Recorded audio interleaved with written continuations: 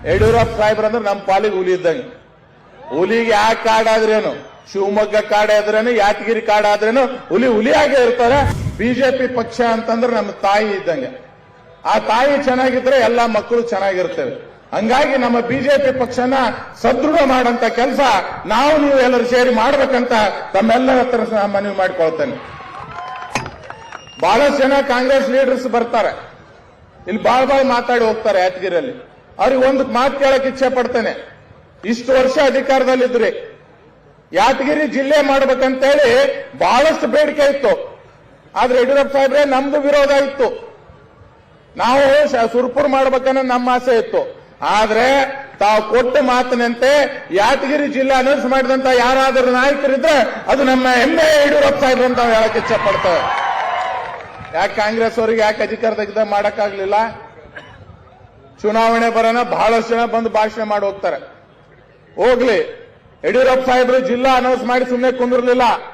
300 ಕೋಟಿ ರೂಪಾಯಿ ಅನುದಾನವನ್ನ ಈ ಜಿಲ್ಲೆ ಅಭಿವೃದ್ಧಿಗಾಗಿ ಕೊಟ್ರು. ಈಗೇನು ಜಿಲ್ಲಾ ಅಧಿಕಾರಿ ಆಫೀಸ್ ಇದೆಯಲ್ಲ, ಅದು ಯಾರು ಮಾಡಿದ್ರು? ಯಡಿಯೂರಪ್ಪ ಸಾಹೇಬ್ರ ಅಧಿಕಾರ ಇದ್ದಂತ ಸಂದರ್ಭದಲ್ಲಿ ಮಾಡಿದ್ದು. SP ಆಫೀಸ್ನು ಅವಾಗೆ ಮಾಡಿದ್ದು, ಈಗಿರುವಂತಹ ಕ್ರೀಡಾಂಗಣನೂ ಅವಾಗೆ ಮಾಡಿದ್ದು. ಮತ್ತೆ 5 ವರ್ಷ ಕಾಂಗ್ರೆಸ್ ಬಂತು, ಏನ್ ಮಾಡಿದ್ರು ಅವರು? ಏನು ಮಾಡಕ್ಕೂ ಇಲ್ಲ, ಭಾಷಣ ಮಾಡೋದು ಓದು.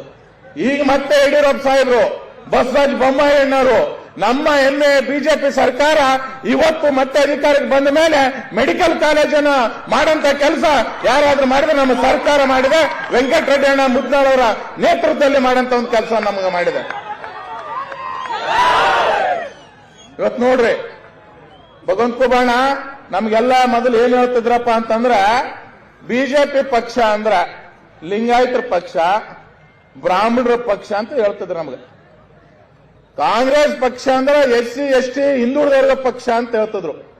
ಅಂತ SC ST ಹಿಂದುಳಿದವರ ಪಕ್ಷ ಅಂದವರು ನಮ್ಗೆ ರಿಸರ್ವೇಶನ್ ಹೆಚ್ಚು ಮಾಡಲಿಲ್ಲ.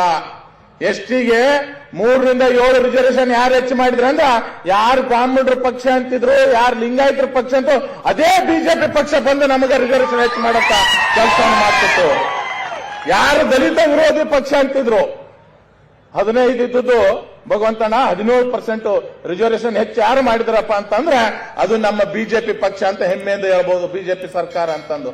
ಅಂದ್ಮೇಲೆ ಇಲ್ಲೇ ಇರುವಂತ SC ST ಹಿಂದುಳಿದ ವರ್ಗದವರು ಯೋಚನೆ ಮಾಡಿ ನೋಡ್ರಿ, ಯಾವ ಬಂದು ಭಾಷಣ ಮಾಡ್ತಾ ಬರೀ ಓಟಿಗೋಸ್ಕರ ನಮ್ಗೆ ಓಲೈಸ್ತಾರೋ, ಯಾರು ಕಷ್ಟದಾಗಿದ್ದಾಗ ನಮ್ಗೆ ಕೈ ಹಿಡಿಯಂತವ್ರು ಮಾಡ್ತಾರ, ಅಂತವ್ರಿಗೆ ನಾವು ಆಶೀರ್ವಾದ ಮಾಡಂತ ಕೆಲಸ ಮಾಡ್ಬೇಕಂತ ನನ್ನ ಬಂಧುಗಳತ್ತ ನಾನು ಕೇಳ್ತೇನೆ. ಇವತ್ತು ಕನಕ ಜಯಂತಿ ಘೋಷಣೆ ರಜೆಯನ್ನು ಯಾರು ಘೋಷಣೆ ಮಾಡಿದ್ರು? ಸನ್ಮಾನ್ಯ ಯಡಿಯೂರಪ್ಪ ಸಾಹೇಬರು ಮಾಡಿದ್ರು.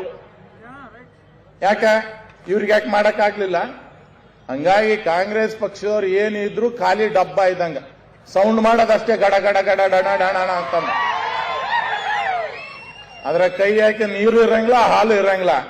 ಆದ್ರೆ ಬಿಜೆಪಿ ಪಕ್ಷ ಅಂತಂದ್ರ ತುಂಬಿದ ಕೊಡ ಇದ್ದಂಗ, ಯಾರೇ ಬಂದ್ರು ಅವರಿಗೆ ನೀರು ಕುಡಿಯಂತ ಕೆಲಸ ಕೊಡಂತ ಕೆಲಸ ಯಾರಾದ್ರೂ ಮಾಡ್ತಾರೆ ಅದು ಬಿಜೆಪಿ ಪಕ್ಷ ಮಾಡಂತ ಕೆಲಸವನ್ನು ಮಾಡ್ತದೆ.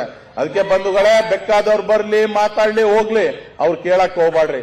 ನಿಮಗೋಸ್ಕರ ಯಾರು ನಿಂದಿರ್ತಾರೆ, ನಿಮ್ಗೋಸ್ಕರ ಯಾರು ಒಳ್ಳೆ ಕೆಲಸ ಮಾಡ್ತಾರೆ, ನಿಮ್ಗೋಸ್ಕರ ಯಾರು ದುಡಿತಾರೆ ಅಂತವ್ರಿಗೆ ನೋಡಿ ನೀವು ಆಶೀರ್ವಾದ ಮಾಡಂತ ಕೆಲಸ ಮಾಡಬೇಕು, ಹೊರತಾಗಿ ಬೇರೆ ಮಾಡಕ್ ಹೋಗ್ಬಾಡ್ರಿ. ಅದಕ್ಕೋಸ್ಕರ ನಿಮ್ಮೆಲ್ಲರ ನಾ ಜಾಸ್ತಿ, ಯಾಕಂದ್ರೆ ತಮ್ಮ ಸಮಯ ಬಹಳಷ್ಟದಿಂದ ಬೆಳಗ್ಗೆಯಿಂದ ಕುಂತಿದ್ರಿ. ನಾನು ನಿಮಗೆ ಒಂದೇ ಮಾತು ಹೇಳ್ತೇನೆ, ಈ ಒಂದು ಯಾದಗಿರಿ ಜಿಲ್ಲೆಯಲ್ಲಿ ಯಡಿಯೂರಪ್ಪ ಸಾಹೇಬರಿಗೆ ಶಿವಮೊಗ್ಗಕ್ಕಿಂತ ಯಾರಿಗಾರು ಹೆಚ್ಚು ಪ್ರೀತಿ ಮಾಡ್ತಾರಂದ್ರೆ ಅದು ಯಾದಗಿರಿ ಜಿಲ್ಲೆಯನ್ನ ಸಾಹೇಬರು ಪ್ರೀತಿ ಮಾಡ್ತಾರೆ. ಹಂಗಾಗಿ ಸಾಹೇಬ್ರೆ, ನಿಮಗೊಂದು ಮಾತು ಕೊಡ್ತೀವಿ, ಇಲ್ಲಿರುವಂತ ಎಲ್ಲಾ ಬಿಜೆಪಿ ಕಾರ್ಯಕರ್ತರು ಒಂದಾಗಿ ಒಗ್ಗಟ್ಟಾಗಿ 4ಕ್ಕೂ ಕೆಲಸಂತ ಪ್ರಾಮಾಣಿಕ ಪ್ರಯತ್ನ ಮಾಡಿ ನಿಮ್ಗ ಹೆಚ್ಚಿನ ಒಂದು ಶಕ್ತಿ ತರಂತ ಒಂದು ಕೆಲಸವನ್ನು ಮಾಡ್ತೇವೆ. ಯಾಕಂದ್ರ ಯಡಿಯೂರಪ್ಪ ಸಾಹೇಬ್ರಂದ್ರೆ ನಮ್ಮ ಪಾಲಿಗೆ ಹುಲಿ ಇದ್ದಂಗೆ. ಹುಲಿಗೆ ಯಾಕೆ ಕಾಡಾದ್ರೇನು, ಶಿವಮೊಗ್ಗ ಕಾಡಾದ್ರೇನು, ಯಾದಗಿರಿ ಕಾಡಾದ್ರೇನು ಹುಲಿ ಹುಲಿಯಾಗೆ ಇರ್ತಾರೆ. ಹಂಗಾಗಿ ಯಡಿಯೂರಪ್ಪ ಸಾಹೇಬ್ರ ಆಶೀರ್ವಾದ ನಮ್ಮೆಲ್ಲರ ಮೇಲೆ ಸದಾ ಇದೇ ತರ ಇರಲಿ ಅಂತ ಹೇಳ್ತಾ ಈ ಒಂದು ಕಾರ್ಯಕ್ರಮನ ಬಹಳ ಅತ್ಯದ್ಭುತವಾಗಿ ಮಾಡಿದಂತ ಎಲ್ಲರಿಗೂ ತಮಗೆ ಹೃದಯಪೂರ್ವಕ ಕೃತಜ್ಞತೆ ಸಲ್ಲಿಸಿ 2 ಮಾತು ಮುಗಿಸ್ತೇನೆ. ಬೋಲೋ ಭಾರತ್ ಮಾತಾ ಕಿ.